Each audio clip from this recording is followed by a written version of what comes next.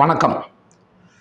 தமிழகத்தின் முதலமைச்சராக தமிழகத்தில் ஆட்சியிலிருந்து இந்த மக்களுக்கு சேவை புரிந்த தலைமை அமைச்சர்களாக இதுவரை யார் யார் இருந்திருக்கின்றார்கள் என்பதை பார்க்கலாம். அதற்கு முன்பாக மிக சுருக்கமாக தமிழக சட்டமன்றத்தினுடைய வரலாறை நாம் பார்த்து விடுவோம். தமிழக சட்டமன்றம் என்பது மக்களின் குரலை, மக்களின் தேவைகளை, மக்களின் உணர்வுகளை பிரதிபலிக்கக்கூடிய ஒரு இடமாக இருக்கின்றது. மாண்மைக்கும் மேன்மைக்கும் உரிய இடமாக சட்டமன்றம் இருக்கின்றது. சட்டமன்றத்திலே மக்களின் பிரதிநிதிகளாக சட்டமன்ற உறுப்பினர்கள் இருக்கிறார்கள். சட்டமன்ற உறுப்பினர்களின் தலைவர்களாக தமிழகத்தை ஆளும் முதல்வராக ஒருவர்தான் இருப்பார். இது எப்படி வந்தது என்பதை பார்த்துவிட்டு முதல்வர்களின் வரிசையினை பார்க்கலாம். சென்னை மாகாணம் என்பது இன்றைய தமிழ்நாடு, வடக்கு கேரளாவின் மலபார் பகுதி, ஆந்திர பிரதேசத்தின் ராயல்சீமா, அதேபோன்று கர்நாடகாவின் பெல்லாரி, தெற்கு கர்நாடகா மற்றும் உடுப்பி போன்ற பகுதிகள் ஒரு சேர இருந்ததுதான் சென்னை மாகாணமாக இருந்தது. சென்னை மாகாணத்தின் ஆளுமை இடமாக, அதாவது தலைமை இடமாக சென்னையின் மையப்பகுதி என்று சொல்லக்கூடிய சென்னை நகர், இந்த செயின்ட் ஜார்ஜ் கோட்டை இருந்தது. கிழக்கிந்திய கம்பெனி மற்றும் ஆற்காடு நவாப் இருவரும் சேர்ந்து செய்து கொண்ட உடன்படிக்கைக்கு பின்னர் 1670 பொதுத்துறையில் ஒரு தலைமைச் செயலாளருடன் தொடங்கிய தலைமைச் செயலகம் 6 துறைகளும் அதன் மேற்பார்வையிட ஒரு தலைமைச் செயலாளரும் கொண்ட அமைப்பாக உருப்பெற்றது. 1920 நடத்தப்பட்ட முதல் தேர்தல் மூலம் சட்டப்பேரவை அமைக்கப்பட்டது. இதன் ஆயுள் காலம் 3 ஆண்டுகள் என்று தீர்மானிக்கப்பட்டது. அன்றைய காலகட்டத்தில் இன்று 234 சட்டமன்ற உறுப்பினர்கள் இருப்பதை போன்று அன்று 132 சட்டமன்ற உறுப்பினர்கள். அப்பொழுது சட்டமன்றம் என்பது இல்லை, சட்ட மேலவை என்று சொல்லப்படும். 132 உறுப்பினர்கள் இருப்பார்கள். இதில் 34 பேர் இந்திய குடியரசுத் தலைவரால் நியமிக்கப்பட்டவர்களாக இருப்பார்கள்.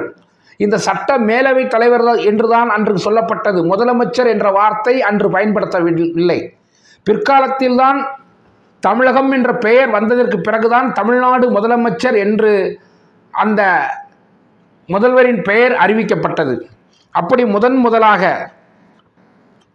17 டிசம்பர் 1920 முதல் 11 ஜூலை 1921 வரை சட்ட மேலவையின் தலைவராக, இன்றைய சூழலில் சொல்லப்போனால் முதலமைச்சர் என்று சொல்லிக் கொள்ளலாம், அப்படி இருந்தவர்தான் ஏ. சுப்பராயலு. இரண்டாவதாக பனகல் ராஜா அவர்கள் 11 ஜூலை 1921 முதல் 11 செப்டம்பர் 1923 வரை இருந்தார்கள். அதன் பிறகு பி. சுப்பராயன் 4 டிசம்பர் 1926 முதல் 27 அக்டோபர் 1930 வரை இருந்தார்கள். அதன் பிறகு பி.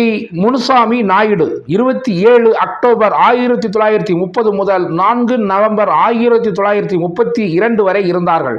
அதன் பிறகு ராமகிருஷ்ண ரங்காராவ் 5 நவம்பர் 1932 முதல் 4 ஏப்ரல் 1936 வரை இருந்தார்கள். அதன் பிறகு 4 ஏப்ரல் 1936 முதல் 24 ஆகஸ்ட் 1936 வரை பி.டி. ராஜன் அவர்கள் இருந்தார்கள். 24 ஆகஸ்ட் 1936 முதல் 1 ஏப்ரல் 1937 வரை ராமகிருஷ்ண ரங்காராவ் இரண்டாவது முறையாக வந்தார்கள். அதன் பிறகு தமிழகத்திலே மூதறிஞர் என்று சொல்லப்பட்ட, அறிவின் மேதாவி என்று வர்ணிக்கப்பட்ட சி. ராஜகோபாலாச்சாரி அவர்கள் 14 ஜூலை 1937 முதல் 29 அக்டோபர் 1939 வரை இருந்தார்கள். அதன் பிறகு தா. பிரகாசம் 30 ஏப்ரல் 1946 முதல் 23 மார்ச் 1947 வரை இருந்தார்கள். 23 மார்ச் 1947 முதல் 6 ஏப்ரல் 1949 வரை ஓமந்தூர் ராமசாமி ரெட்டியார் அவர்கள் இருந்தார்கள். பூசா குமாரசுவாமி ராஜா 6 ஏப்ரல் 1949 முதல் 26 ஜனவரி 1950 வரை இருந்தார்கள். பின் தொடர்ச்சியாக அவர்களே, அதாவது குமாரசுவாமி ராஜா அவர்களே 26 ஜனவரி 1950 முதல் 10 ஏப்ரல் 1952 வரை இருந்தார்கள். அதன் பிறகு ஸ்ரீ ராஜகோபாலாச்சாரி 10 ஏப்ரல் 1952 முதல் 13 ஏப்ரல் 1954 வரை இருந்தார்கள். அதன் பிறகுதான் தமிழக அரசியலின் மிகப்பெரிய மாற்றமாக அனைவராலும் கிங் மேக்கர் என்று அழைக்கப்பட்ட கல்வி கண் திறந்த காமராஜர் அவர்கள் முதலமைச்சராக 13 ஏப்ரல் 1952 முதல் 2 அக்டோபர் 1963 வரை, அதாவது 3 முறை தமிழகத்தின் முதல்வராக இருந்து ஒரு பொற்கால ஆட்சியை காமராஜர் அவர்கள் கொடுத்தார்கள். அதன் பிறகு பக்தவச்சலம் 2 அக்டோபர் 1963 முதல் 28 பிப்ரவரி 1967 வரை. அதன் பிறகுதான் தமிழக அரசியலில் மிகப்பெரிய ஒரு மாற்றமாக திராவிட முன்னேற்ற கழகம் வந்தது. திராவிட முன்னேற்ற கழகம் முதலாக CN அண்ணாதுரை அவர்கள் தலைமையில் ஆட்சி அமைத்தது. அந்த ஆண்டு 6 மார்ச் 1967 முதல் 13 ஜனவரி 1969 வரை CN அண்ணாதுரை அவர்கள் இருந்தார்கள். அதன் தொடர்ச்சியாக அண்ணா அவர்கள் 14 ஜனவரி 1969 முதல் 3 பிப்ரவரி 1969 வரை, அதாவது 20 நாட்கள் இருந்தார்கள். இரண்டாவது முறை ஆட்சி பொறுப்பை கைப்பற்றிய பின்பு அதன் பிறகு தற்காலிக முதலமைச்சராக நெடுஞ்செழியன் அவர்கள் 4 பிப்ரவரி 1969 முதல் 9 பிப்ரவரி 1969, அதாவது சுமார் 5 நாட்கள் தற்காலிக முதலமைச்சராக இருந்தார்கள். அதன் பிறகு திராவிட முன்னேற்ற கழகத்தினுடைய சட்டமன்ற உறுப்பினர்கள் எல்லாம் ஒன்று சேர்ந்து கலைஞர் கருணாநிதி அவர்களை முதலமைச்சராக தேர்ந்தெடுத்தார்கள். முதலமைச்சராக திரு கருணாநிதி அவர்கள் 10 பிப்ரவரி 1969 முதல் 5 ஜனவரி 1971 வரை இருந்தார்கள். அதன் தொடர்ச்சியாக கலைஞர் கருணாநிதி அவர்கள் 15 மார்ச் 1971 முதல் 31 ஜனவரி 1976 வரை ஆட்சியில் இருந்தார்கள். அதன் பிறகு திராவிட முன்னேற்ற கழகத்திலிருந்து பிரிந்து சென்று அனைத்து இந்திய அண்ணா திராவிட முன்னேற்ற கழகம் என்ற ஒரு இயக்கத்தை தனியாக கட்டமைத்த மக்கள் திலகம் MGR அவர்கள் முதலாக 3 ஜூன் 1977 ஆட்சியை பிடித்து 17 பிப்ரவரி 1980 வரை இருந்தார்கள். அவர்களே தொடர்ச்சியாக 9 ஜூன் 1980 முதல் 15 நவம்பர் 1984 வரை முதலமைச்சராக இருந்தார்கள். அதன் பிறகு நெடுஞ்செழியன் அவர்கள் தற்காலிக முதலமைச்சராக சுமார் 85 நாட்கள் இருந்தார்கள். அதாவது 16 நவம்பர் 1984 முதல் 9 பிப்ரவரி 1985 வரை இருந்தார்கள். அதன் பிறகு மக்கள் திலகம் MGR அவர்கள் மீண்டும் தமிழக முதலமைச்சராக பொறுப்பேற்றுக் கொண்டார்கள்.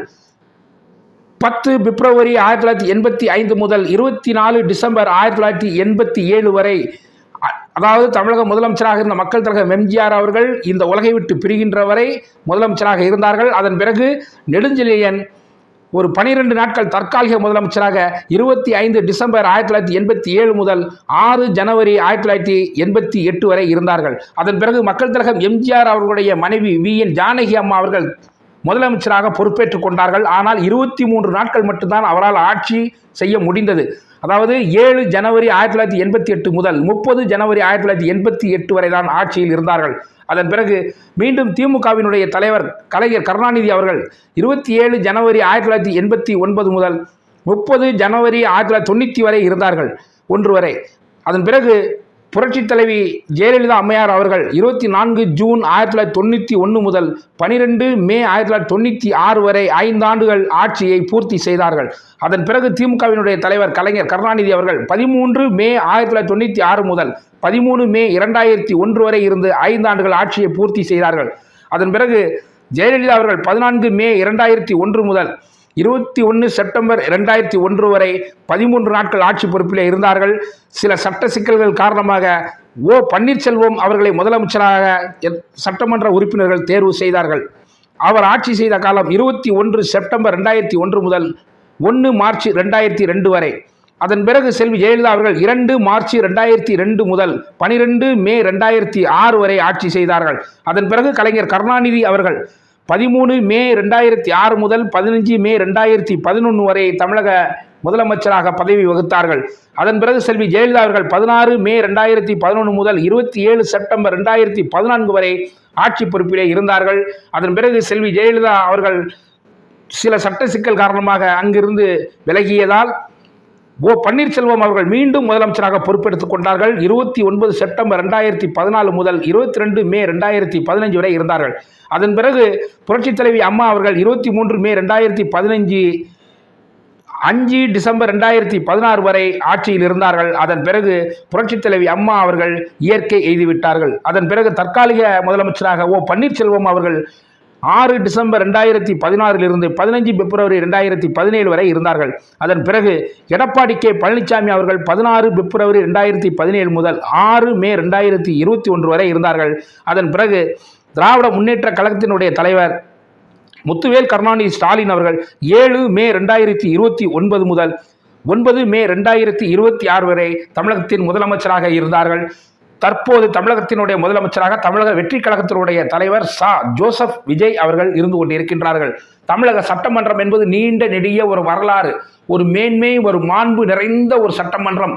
தமிழக மக்களின் குரல்களை, தமிழக மக்களின் தேவைகளை, தமிழகத்தினுடைய வளர்ச்சிகளை அங்கே பரிமாறக்கூடிய இடமாகவும், தமிழகத்தினுடைய உணர்வுகளை, தமிழகத்தினுடைய உணர்ச்சிகளை அங்கே பரிமாறக்கூடிய ஒரு இடமாகவும், தமிழக மக்களுக்கு ஒரு பாதுகாப்பு அரணாகவும் இருக்கக்கூடியதுதான் அந்த சட்டமன்றம் என்பது. பல அறிஞர்களை, பல மேதைகளை, பல கல்வியாளர்களை, பல தொழிலதிபர்களை பார்த்தது.